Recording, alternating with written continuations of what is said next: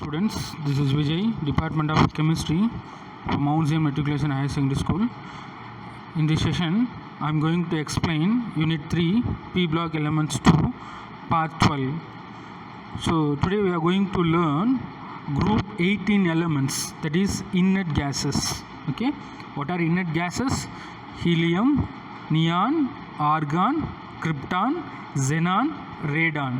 Okay, they are very stable one. So today we are going to discuss inert gases, that is group 18 elements.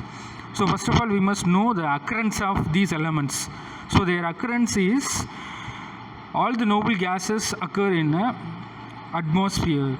Okay, so very clear, all the noble gases occur in the atmosphere. Okay, so their physical properties. Okay, as we move along the noble gas elements, their atomic radius and boiling point increases from beginning to end, that is helium to radon.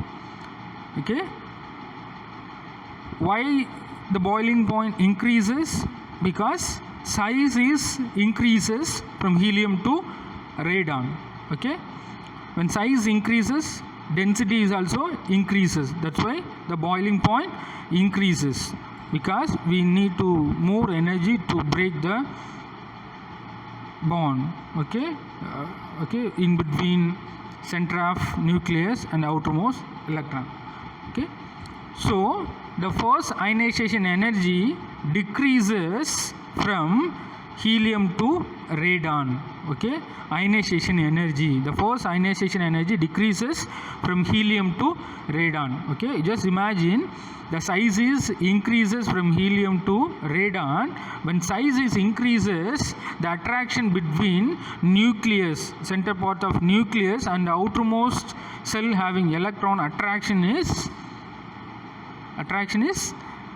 when size decreases, attraction larger. When size is increase, attraction is lower between nucleus and outer cell electron. Okay, what is the concept? When size decreases, the nucleus and outer cell attraction is larger. When size increases, nucleus and outer cell attraction is minimum. Okay, lower.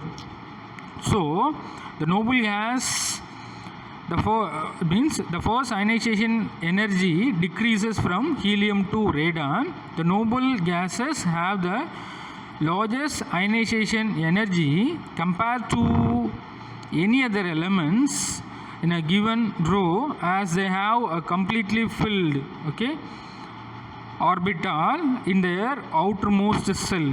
Why it is larger ionization? Because in noble gases, outer cell is completely filled. Okay, the completely filled orbital, that's why it is larger ionization. When completely filled orbital, we cannot possible to take the electron easily from outer cell. Okay, that's why the ionization energy is larger in noble gases. Okay, what is the condition? When the outer cell or orbital having completely full, we cannot possible to take easily for outer cell electron. That's why they have, noble gases are having the largest ionization energy. Okay, so what is it? Noble gases have the largest ionization energy compared to any other elements in a given row, as they have a completely filled orbital in their outermost cell. There is a reason for the largest ionization in a noble gases, and they are extremely stable because of completely filled orbital, and have a small tendency to have a gain or loss of electron because of completely filled orbital. Okay, there is a physical properties of noble gases. And next we are going to discuss a common physical properties of group 18 elements are listed in the below table. Okay, so what are the noble gases? Helium, neon, argon, krypton, xenon, radon. Okay, so here the physical property is a stable standard temperature 298. It is a mistake for 293. Okay, so standard temperature 298. At this temperature, the noble gases exist as a gaseous state. Okay, when the size increases from helium to radon, so the atomic number is also increases. Okay, neon to radon. Okay, so they have isotopes. Neon have only one isotope, neon 20, then argon having only one isotope, argon 40, then krypton having only one isotope, then krypton 84, xenon having only one isotope, that is xenon 132, but is important for radon having 3 isotope. It exists as a 3 isotope, radon 211, and radon 220, then radon 222. It exists as a 3 isotope. That is important. Okay. Then atomic mass. Okay, size increases. Atomic mass is also increases. Okay, from neon to radon. Then electronic configuration. Just consider all of them having the stable outermost orbital 2p6 stable. Then 3p6 it is also stable, and krypton 4s2 4p6 it is also stable, and xenon 5s2 5p6 is stable, and radon 6s2 6p6 it is stable, which means completely filled. Okay, that's why it is all stable. Then radius also increases from neon to radon. Okay, and density, while size increases, mass increases, density is also increases. The melting point, size increase, mass increase, so melting point is increases to radon to neon to radon. Okay, so the melting point, that is also increases from neon to radon, because the factor size increases from helium to radon. Okay, so it's a common physical properties, you just go through that. Okay, and next, the properties of inert gases. So the physical property, the noble gases are monoatomic, and it is odorless, colorless, tasteless, and non-inflammable. They are highly unreactive, inert gases.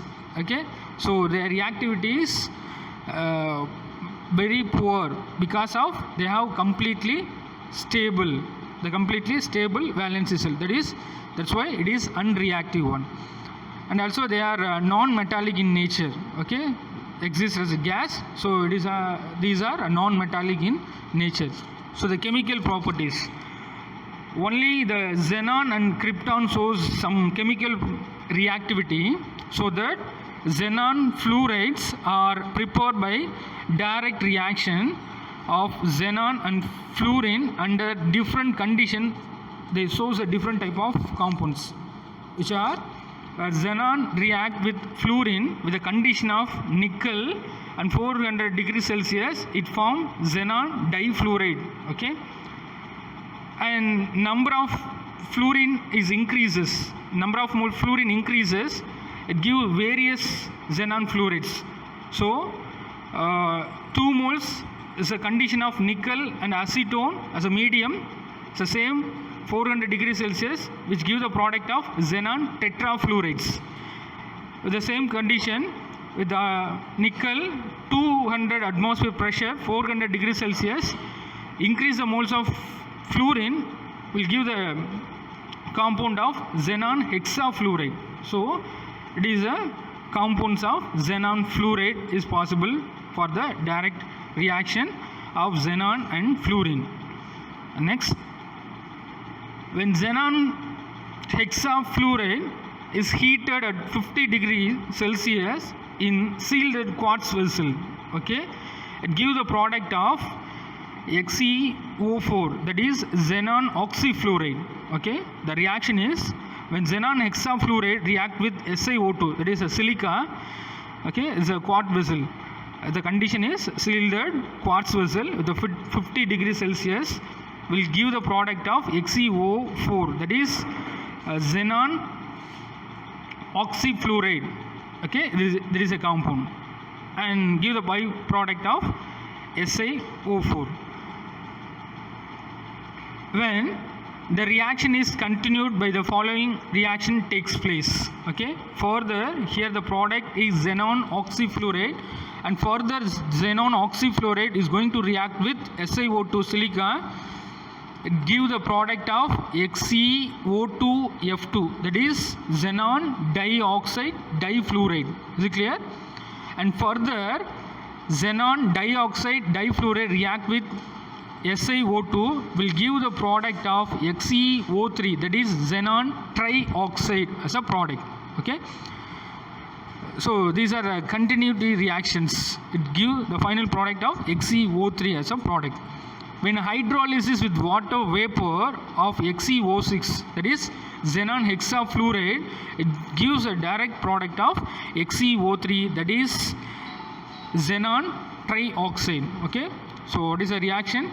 When xenon hexafluoride react with water, this process is considered as hydrolysis, will give the product of xenon trioxide as a product. Okay, and next,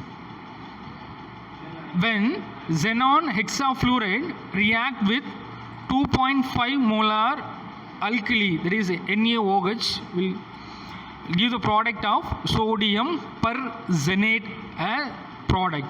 Okay, so what is the reaction? When xenon hexafluoride react with alkali, okay, what is the molar? 2.5 molar. Okay, so sodium hydroxide will give the product of Na4XeO6, that is sodium perxenate as a product. These are a byproduct. Okay, and further, when sodium perxenate is a very much known for the strong oxidizing property. Okay, what is the condition? When sodium perxenate is act as a strong oxidizing property. For example, we are going to see one example for the oxidizing property. So it oxidizes manganese 2. Okay, it is oxidized manganese 2 ion into permanganate ion. Okay, it is oxidized manganese 2 plus 2 permanganate ion. Okay, so for example, when sodium perxenate is going to react with manganese 2 ion, will give the product of permanganate ion. What happens here? Sodium perxenate oxidize a compound of manganese 2 ion to permanganate. Okay, so that is a behavior of strong oxidizing property. It shows for sodium perxenate. Okay, and next, the xenon react with PTF6. What is? Platinum hexafluoride. Okay, when xenon react with platinum hexafluoride and gave an orange yellow solid, that is the orange yellow solid, that is xenon hexafluoroplatinate. Okay, what is the condition? When xenon react with platinum hexafluoride, it gave an orange yellow solid is a coordinated product of a solid product, which is XePTF6, that is xenon hexafluoroplatinate as a product. Okay, and this is insoluble in carbon tetrachloride. Okay, it is a very important condition. Okay, and xenon difluoride forms additional compounds, that is XeF2.2Sb(F5), that is adduct product, which is antimony pentafluoride. Okay, xenon difluoride form as a adduct product, that is antimony pentafluoride. Similarly, tantalum pentafluoride, both are unstable intermediate as a adduct product is possible when xenon difluorides compounds. Okay, and further, xenon hexafluoride form a compound with boron and alkali metal. It is also formed a product of boron trifluoride. Then xenon hexafluoride is also alkali metal compound, and xenon hexafluoride with metal fluoride, with metal alkali metal products. It is also possible. What is the condition? When xenon hexafluoride form the compound with boron and alkali metals, will give the product of XeF6.BF3, boron trifluoride, and as a alkali metal product is XeF6 metal, M for metal fluoride, which is alkali metals. Okay, and next.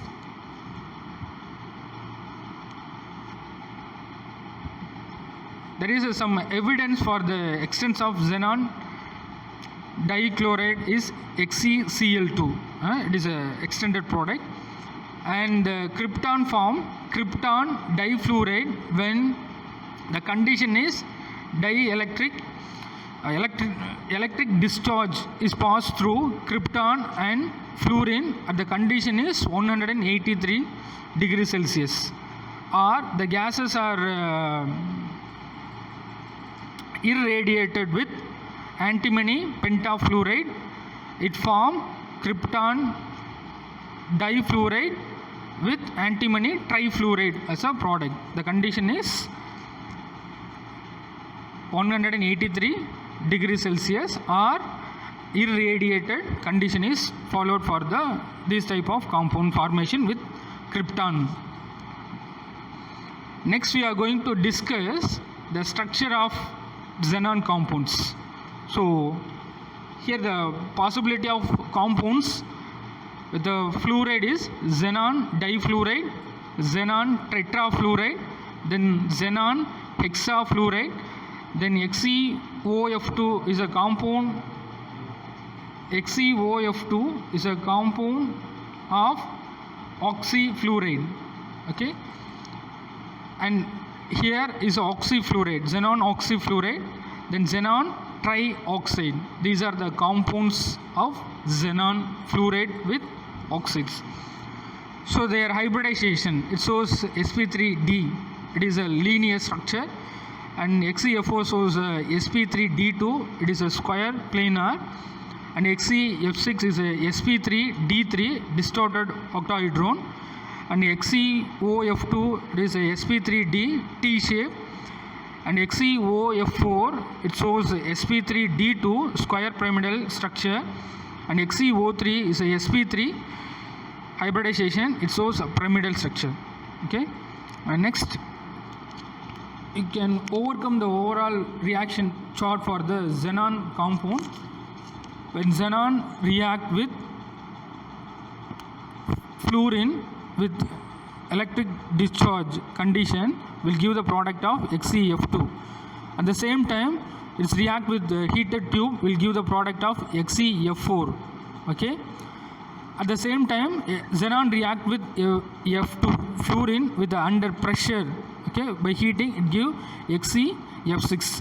3 different product, and further 3 fluorides hydrolysis will give the different xenon oxide compound. When XeF4 hydrolysis will give the product of xenon trioxide. Is it clear?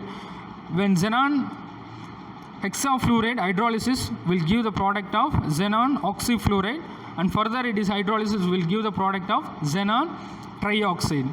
Okay, and xenon hexafluoride react with alkali will give the product of sodium perxenate, and further sodium perxenate react with mineral acid will give the product of xenon oxide. Okay, xenon tetraoxide. Okay, so this is a short form reaction. The overall reaction is inserted. Okay, you just go through that. So these are the product of xenon fluorides and xenon oxides. And next we are going to discuss the structures of xenon fluorides. So xenon fluoride react with is a structure of linear structure. Okay, so it's a linear structure. Xenon and xenon oxyfluoride shows distorted tetrahedron structure. Here the distorted means xenon valency electron is 8. Among these, 6 responsible for bond with atoms, and 2 is responsible for the lone pair. Okay, their lone pair is mentioned as a change the symmetry of the molecules. Okay, when distorted mean the symmetry molecules shape is changed by the lone pair. It is a distorted one. And XeO3 is a pyramidal shape, and XeO4 shows a tetrahedral, and XeF4 is a square planar, and XeO3F2 is a trigonal bipyramidal, and XeO2F4 is a octahedral structure. Okay, these are the shape of xenon, fluoride and oxide compounds. Okay, we just go through that. And next we are going to discuss about the hybridization. For example, we are going to discuss the hybridization of XeF2 xeF2 difluoride. It shows the hybridization of sp3d. For example, the ground state of electron on xenon is 5s2, then 5p6. So total valency electron is 8. Okay, in excited, the 5p orbital paired is shifted to 5d level. Okay, so here the hybridization is possible. So the hybridization is S, P3 and D, and these two is responsible for the pi bonding formation. So the hybridization in XeF2 is S, P3 and D is for XeF2. And next example for hybridization of XeF6. So here the ground state valence electron xenon 8, 5s2, then 5p6, total valency 8. In excited state, the 5p is shifted to 5d level. So the pair is shifted to 5d level. So the hybridization is possible for S, P3, D3. It shows XeF6. So here it shows as a lone pair, and these 6 is responsible for the 6 pi bond with fluorine atom. So it is a xenon hexafluoride shows as a hybridization of S, P3, D3 is a hybridization. And next example for XeF4, the hybridization is sp3d2. So xenon valence electron 8, it is a 5s2, so it is filled, and p6 it is filled by 1 2 3 4 5 6, and 5d is empty in ground state. When goes up for excited, the 5p paired are shifted to 5d level. So the hybridization is possible S, P3, D2. Here 2 pair is responsible for the lone pair. So the hybridization is possible as sp3 D2 hybridization for xenon tetrafluoride. Okay. Next we are going to discuss about uses of noble gases. So first we are going to discuss about helium. So uses of helium and oxygen mixture. It is used for the diverse in place of air oxygen mixture. This prevent the painful dangerous condition is called bends. When helium is used to provide the inert atmosphere in electric arc, okay, inert atmosphere in electric arc for the purpose of welding of metals. And next, helium has lowest boiling point, hence it is used as a cryogenic. It means when lowest boiling point, it is used for the cryogenic. It means surgical level. When temperature is lower, it is a condition for use in biological surgery. It is a cryogenic for the purpose of low temperature. Okay. and it is a much less dense, so it is used for filling air balloons.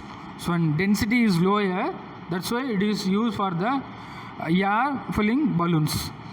When neon is used for the advertisement purpose, neon lights, okay, it's a brilliant red glowing, that's why it is advertisement purpose, it is used for the neon lights for the dark red glowing. Okay, by passing electric current through the neon gas under low pressure, it's glowing as a dark dense, so it is used at the advertisement purpose of panel boards. And next, argon. So argon prevent the oxidation of hot filament and prolongs with the life in a filament bulbs. So life is extended for when argon use the filament bulb, life is extended. When krypton is used for the fluorescent bulbs, okay, for the glowing purpose, and flash bulbs and etc. The lamp filled with when krypton is used for the fluorescent bulb and flash bulb, and also the lamp filled with the krypton are used for the airport as approaching the light, as they can penetrate through the dense fog. Okay. And xenon is used for the fluorescent bulbs. It's used as a flash bulb, used as a laser, and xenon emit the dense light in discharge tubes for the intensity. Due to that, it is used for the high speed of electronic flash bulbs. For that purpose, it is used as a photographic field. Okay. Next, we are going to discuss radon. Radon is a radioactive. Okay, that purpose it is used for source of gamma rays. What is radioactivity? When the substance placed in a magnetic field, when it is emit alpha, beta, gamma rays, which is considered as radioactive element. So radon is also a radioactive one. So it is a source of gamma rays. So when radon is used, a small capsule, sealed small capsule, and it is implanted in the body to destroy the malignant. Malignant is a pre-stage of cancer. Okay, so it is used for the cancer cell killing purpose. Okay, so for the purpose of radiotherapy and as well as, so it kill or destroy the growth of cancer cell. Okay. So, and overcome noble gases. These are the picturization is shows the noble gases flaming. Okay. So, I hope students you all understand this session. Thank you.